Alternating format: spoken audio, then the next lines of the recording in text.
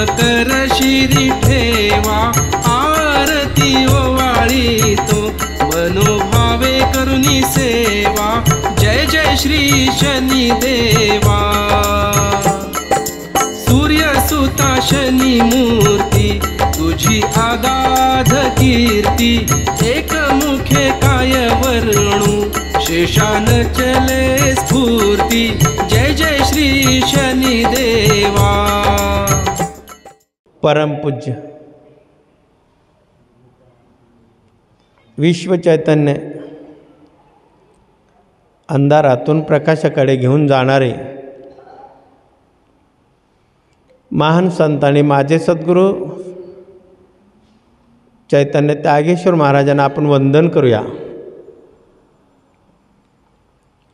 या कलियुगाचा राजा, सत्याचा सागर, सूर्यसूत, मी म्हणणाऱ्यांना पाचावर धारण करणारा, असत्याचा नाश करणारा आणि सत्याचा विजय करणारा, दंडनीयांना दंड देणारा आणि आदरणीयांचा आदर करणारा, असा धर्मप्रिय, शिवप्रिय आणि तुम्हा आमांचा आराध्य दैवत शनिदेव यांना आपण प्रथम दंडवत नमस्कार करूया। आपण पाहत आहोत प्रपंच करत असताना हा परमार्थ कसा असावा,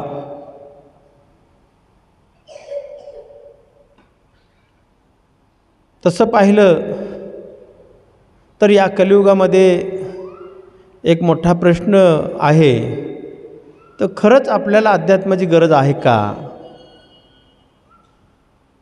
जर असं पाहिलं तर विज्ञान युगामध्ये, या कलियुगामध्ये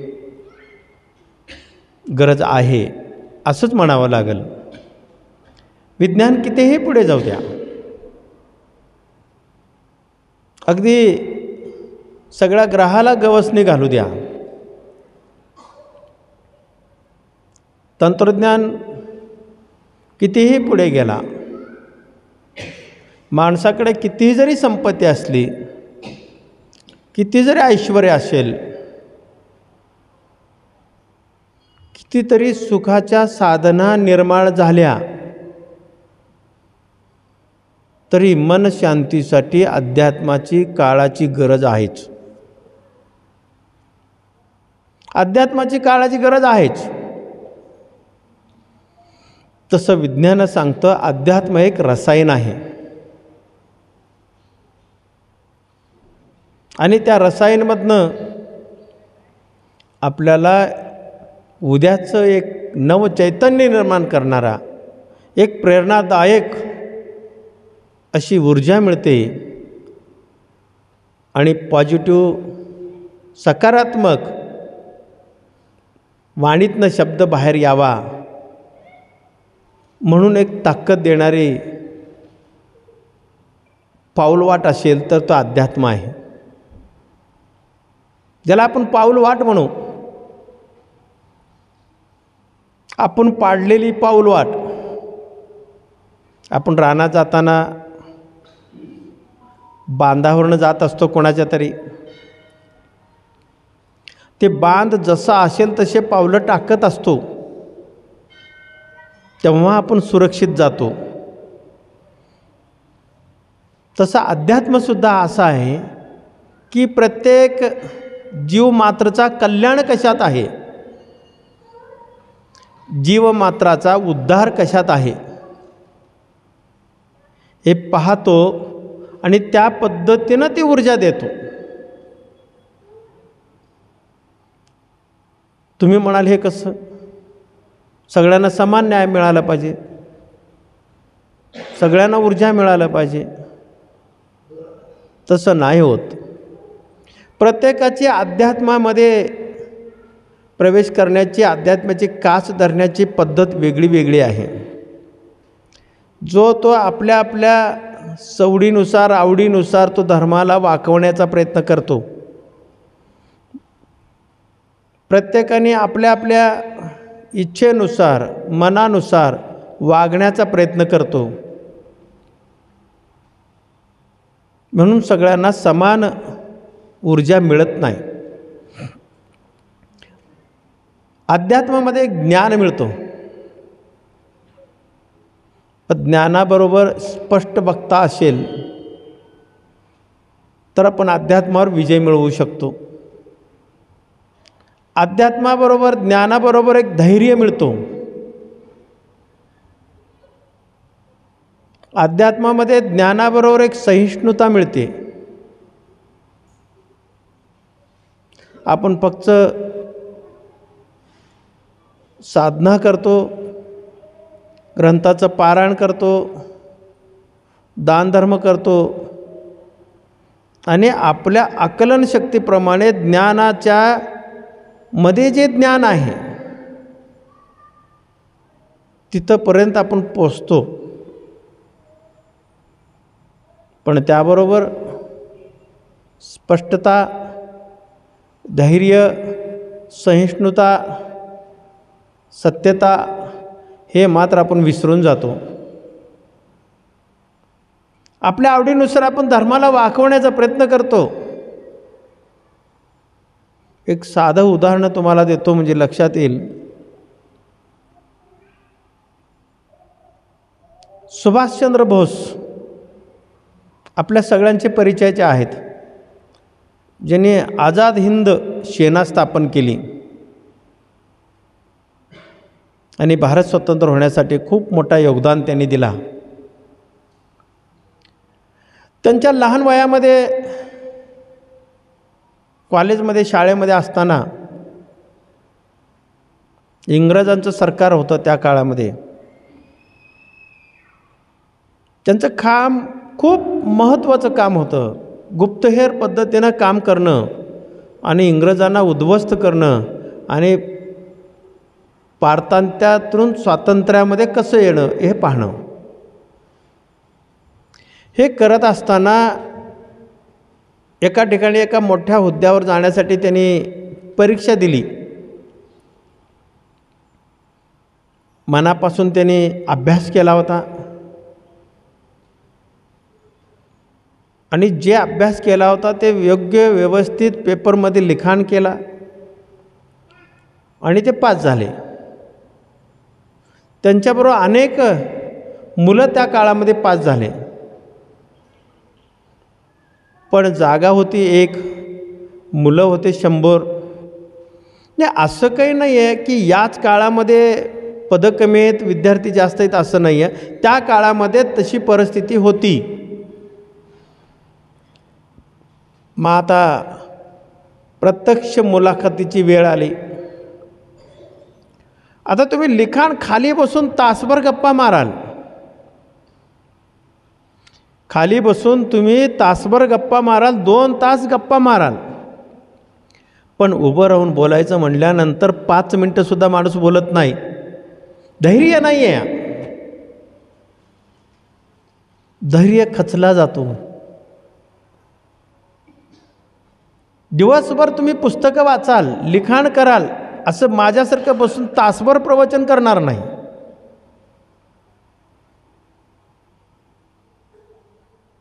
तसे सुभाषचंद्र बोस प्रत्यक्ष मुलाखतीसाठी आले आणि तिथं अनेक मुलं आले होते. सगळ्या मुलांच्या चेहऱ्यावर टेन्शन होता. चेहरे लहान झाले होते, घाम फुटत होता, अस्वस्थ होते, हृदय धडकन भरत होतं, पाय कापत होते. कारण का इंग्रज हे हुशार होते. इंग्रजांच्या अधिकाऱ्यांनी काय प्रश्न विचारतील हे सांगता येत नाही. त्या अभ्यासाव्यतिरिक्त सुद्धा प्रश्न विचारणार. मुलं आत जायचे, मुलाखत द्यायचं आणि बाहेर डोळे लहान करून, लाल करून डोळे पुसतच बाहेर यायचं. सुभाषचंद्र बोस म्हणाले की हे काय आहे नक्की. त्यांचा शेवटचा नंबर होता. त्यांना बोलवण्यात आलं. ते आत गेले. भारतीय संस्कृतीप्रमाणे त्यांनी त्यांना नमस्कार केला आणि इंग्रजांच्या अधिकाऱ्यांनी हातातली अंगठी काढली आणि अंगठी काढून त्याला दाखवलं. सुभाषचंद्र बोसना अंगठी दाखवली तो अधिकारी म्हणाला सुभाषचंद्र बोसना की तू यातनं प्रवेश आत जाऊ शकतोस का, की अलीकडनं पलीकडे जाऊ शकतोस का, अशी अंगठी अलीकडनं पलीकडे जाऊ शकतो का. तुमच्यासारखे माझ्यासारखे राहिले तर काय म्हणू शकतात, तर नाहीच म्हणणार. नाहीच म्हणणार ना, का जातो म्हणणार, नाही म्हणणार. सुभाषचंद्र बोस म्हणाले जातो, मी अलीकडनं पलीकडे जाऊ शकतो. त्या अधिकारीसुद्धा चकित झाले. त्या अधिकाऱ्यांना त्याने एक पेन आणि एक कागद मागवलं. त्याच्यावर त्यांचं पूर्ण नाव आणि देश आणि राज्य सगळं लिहिलं. त्याचं गोल केलं. त्या अधिकाऱ्याने सांगितलं अंगठी धरा. ते अधिकारी अचंबित झाले. ते म्हणाले कसं काय जाणार हे. अंगठी धरल्यानंतर तो कागद जो लिहिलेला होता अलीकडनं पलीकडे ढकलला. त्या अंगठीला टच न होता पलीकडं कागद जाऊन पडला. तो म्हणाला मी गेलो पलीकडं, माझं नाव आहे की नाही पहा. हे साधना करत असताना सुद्धा तुम्ही नुसतंच कागद वाचून मोठे होणार नाही बाबांनो. नुसतं दान करून कोण मोठं होत नाही. त्याच्याबरोबर धैर्य पाहिजे, त्याच्याबरोबर सामर्थ्य पाहिजे. तुमची साधना कमी असू द्या पण धैर्य मोठं असायला पाहिजे. लक्षात ठेवा, तरच तुम्ही यशस्वी होऊ शकता साधनेमध्ये, अध्यात्मामध्ये. नाहीतर होऊ शकत नाही आहे, कधी होऊ शकत नाही आहे. आद्य शंकराचार्य माहीत असतील, आपण सगळ्यांनी ओळखता त्यांना. आद्य शंकराचार्य जे पहिले शंकराचार्य झाले. भारत भ्रमण त्यावेळेस जैन समाजाचा प्रचार खूप होता आणि बुद्ध समाजाचा. सगळं जग सगळं जैनमय बुद्धमय होऊन जाईल अशी परिस्थिती निर्माण झाली होती त्या काळामध्ये. सनातन संस्कृती कुठंतरी मिटणार. तेव्हा आद्य शंकराचार्यांनी भारत भ्रमण करायला निघाले आणि चांगले चांगले पंडित ब्राह्मणसुद्धा स्वतःच्या वर असलेला विश्वाससुद्धा कमी झाला होता. एवढा प्रचार इतर समाजाचा होता. वेदावरचा विश्वास कमी होत होता, ग्रंथावरचा विश्वास कमी होत होता, स्वतःच्या सनातनवर विश्वास कमी होत होता, स्वतःवरचा विश्वास कमी होत होता. मग मी माझ्यावरचा विश्वास जर कमी केलं तर तुम्हाला काय बोध देणार, मी काय देऊ शकत नाही. माझ्या चेहऱ्याकडे बघूनच तुम्ही निघून जाणार. तेव्हा प्रवासामध्ये त्यांना एक मंडन मिश्रा म्हणून एक ब्राह्मण भेटला.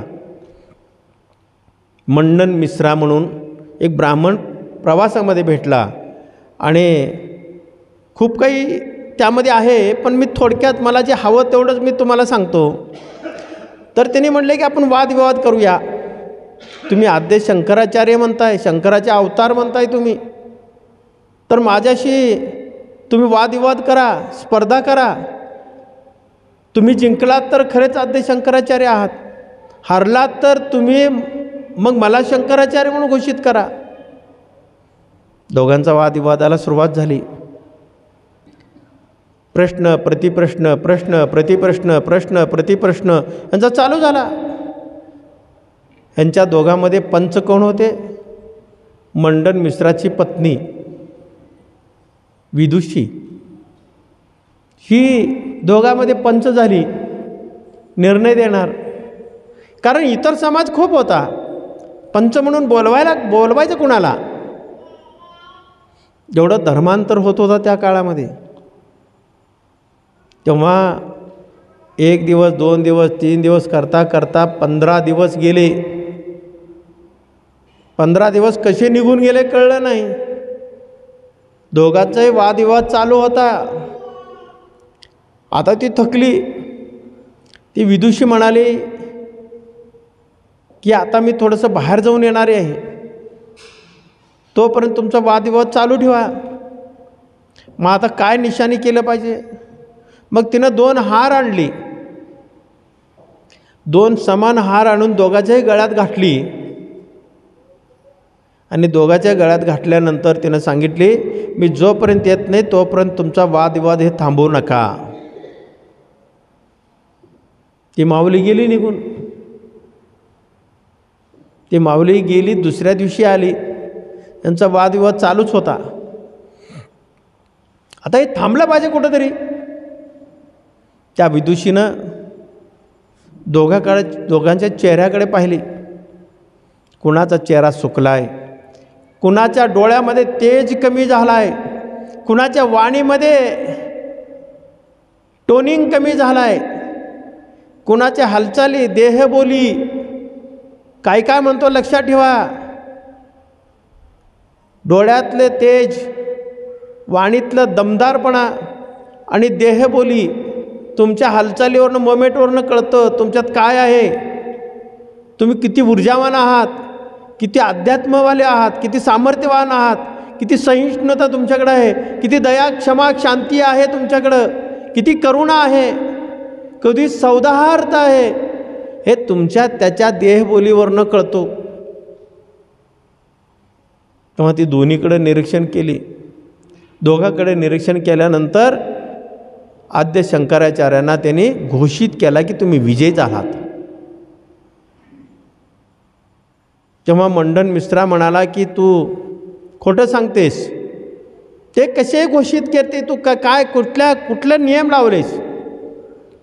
तेव्हा त्या विदुषीनं सांगितलं, तुमच्या डोळ्यातला तेज कमी झाला आहे, तुमच्या वाणीतला दमदार शब्द येत नाही, तुमचा देहबोली कमजोर झाला आहे, सुखत चालला आहे. जसं एखाद्या फळाला पाणी नाही मिळाल्यानंतर फळ आहे पण पातनं सुकत जातो तो. याचं एवढंच नाही, याच्या पलीकडे सांगते, दोघांच्या गळ्यामध्ये जेव्हा मी हार घालून गेले तेव्हा फुलं पाहिले होते, तर तुमच्या गळ्यातला हार सुकला आहे. याचा अर्थ तुम्ही आतनं सुकला आहे. लक्षात ठेवा, तुम्ही संप्रदायामध्ये आहात पण आतनं कमजोर झालात तर ज्ञान मिळणार नाही, अध्यात्माचा उपयोग होणार नाही. आतनं सुकता कामा नये, बाहेरनं सुकता कामा नये. तुमच्याकडे धैर्य तेवढा निर्माण झाला पाहिजे. याला अध्यात्म म्हणतात. नुसती 4 माळा घातल्या, 4 ठिकाणी बुक्का लावल्या, आपले फॅशनेबल कपडे घातले, पाखंडपणा केला तर देवत्व प्राप्त होत नाही, संतपण प्राप्त होत नाही आणि भक्तसुद्धा निर्माण होत नाही. लक्षात ठेवा. त्याचबरोबर आपल्याकडे सहिष्णुता पाहिजे. भारतीय संस्कृती सांगते आपल्यावर किती आक्रमण झाले. बाबर, हुमायून, मोगल सगळे येऊन गेले, इंग्रज येऊन गेले, पोर्तुगीज येऊन गेले, सगळं ख्रिश्चनीकरण करण्याचा संकल्प सोडला, सगळे इस्लामीकरण करण्याचा संकल्प सोडला, पण आमचा हिंदू धर्माची सनातन परंपरा कोणीही मिटवू शकला नाही. याचं एकमेव कारण आमच्या भारतीयाकडे सहिष्णुता आहे, अजूनही जिवंत आहे. सहिष्णुता अजूनही जिवंत आहे. म्हणून आमची भारतीय संस्कृती सूर्यचंद्राशेपर्यंत कुणीही मिटवू शकणार नाही. लक्षात ठेवा, कोणीही मिटवू शकणार नाही. एक चीनचा राजा होता, खूप मोठा राजा. चीनचा राजा, राजेशाही होती चीनमध्ये. त्यांनी अष्टप्रधान नेमले होते. अष्टप्रधान नेमल्यानंतर एक मुख्य पंतप्रधान असतो. पंतप्रधानाने बरेच वर्ष देशासाठी समर्पित होऊन राज्य सुव्यवस्थित चालवली.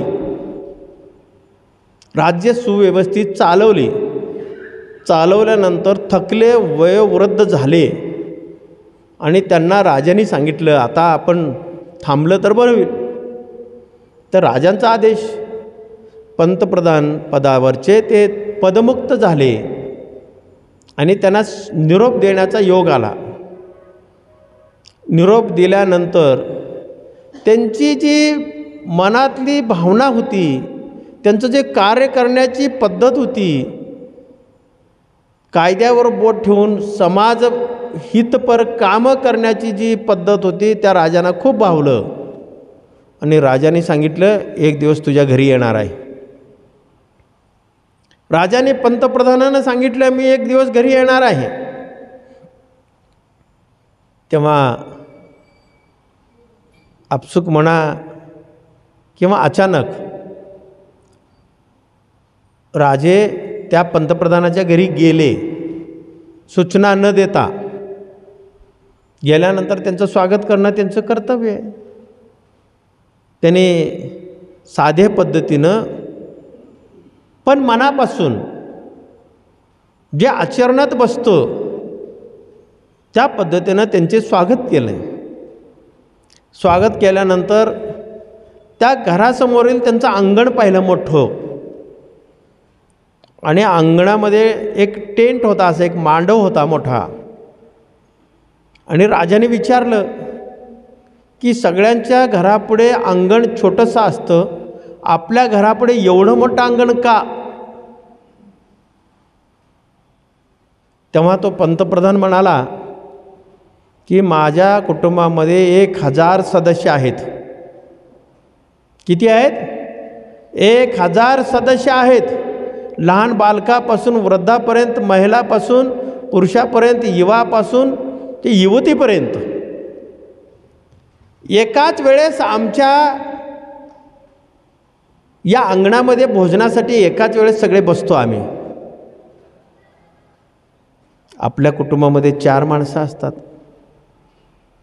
एक मोबाईल खेळतो तर एक टी व्ही बघतो, एक टी व्ही बघतो तर एक माऊली मिस्त्री लावते, एक माऊली मिस्त्री लावते तर दुसरा पाणी टाकून प्यायचं बसतो. त्याच्यात ताळमेळ नसते हो. त्या काळातली गोष्ट सांगतो मी. 1000 कुटुंबातले सदस्य एका वेळेस भोजनाला बसायचे. काय नियोजन असू शकते? कल्पना तरी आपण करू शकतो का? विचाराच्याही पलीकडचा विचार आहे. तेव्हा त्या राजाने विचारलं, हे कसं शक्य आहे? मला तो एका कागदावर लिहून दे की तुझ्या घरातलं नियोजन काय, की सकाळ उठल्यापासून संध्याकाळपर्यंत झोपेपर्यंतचं नियोजन, की एकत्र भोजन करणं, एवढ्या लोकांना आंघोळीसाठी एवढे बाथरूम, पाणी भरणं, स्वयंपाक करणं, भाज्या चिरणं, भाकरी करणं, जे काय असेल, कपडे धुणं, हे सगळं प्रोग्राम एकाच वेळेस घडतं कसं? तेव्हा त्या राजाने त्यांना एक कागद आणि पेन दिला. कुणाला दिलं? ते रिटायर पंतप्रधानाला त्या राष्ट्रपतीने एक कागद दिला आणि एक पेन दिला. त्याच्यावर त्याने लिहिलं एक पूर्ण पान लिहिलं, आणि ते पान घडी घालून त्या राष्ट्रपतींना त्याने दिलं, त्या राजांना दिलं. राजाने पान काढलं, उघडलं, पाहिलं. पानावर काय लिहिलेलं होतं माहिती आहे का? 1000 वेळा त्या पानावर लिहिलं होतं सहिष्णुता.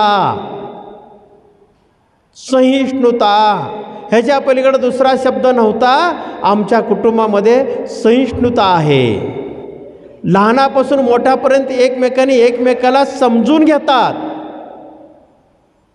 लहानापासून मोठ्यापर्यंत त्यात बुद्धिहीन असतील, अपंग असतील, जर्जर झालेले असतील, दुःखी असतील, आजारी असतील, रोगी असतील, मनाने कमजोर असतील, विचाराने कमजोर असतील, ज्ञानाने कमजोर असतील, शरीराने अपंग असतील, मनाने सगळ्या पद्धतीनं सगळे असतात. त्यामध्ये 1000 म्हणल्यानंतर सगळे असणार. केवळ सहिष्णुता आमच्यात आहे म्हणून 1000 लोक एकाच वेळेस आम्ही जेवायला बसतो. म्हणून भारत हे खपवून घेतं. या भारताने सुद्धा या रोंगियांना, या मुस्लिमांना सामावून घेतलं. जगामध्ये एकमेव देश असा आमचा भारत देश आहे की सगळ्यांना सामावून घेतं. केवळ आमच्याकडे सहिष्णुता आहे म्हणून.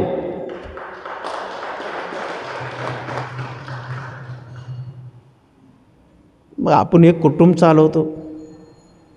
एक कुटुंबाचे प्रमुख आहात तुम्ही सुद्धा. थोडं सुद्धा खपून घेत नाही आपण.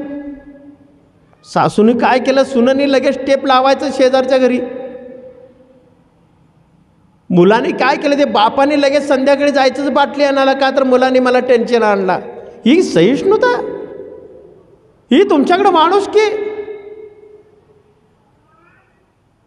म्हणून अध्यात्मातली पहिली पायरी आहे तो सहिष्णुता, धैर्य असतील तर तुम्हाला कुणालाही शरण जाण्याची गरज भासणार नाही. लक्षात ठेवा, कुठेही शरण जाण्याची गरज नाही आहे. सर्व काही तुमच्याकडं आहे. फक्त त्याचा वापर कसं करायचा हे शिकायचं असेल तर अध्यात्माशिवाय पर्याय नाही.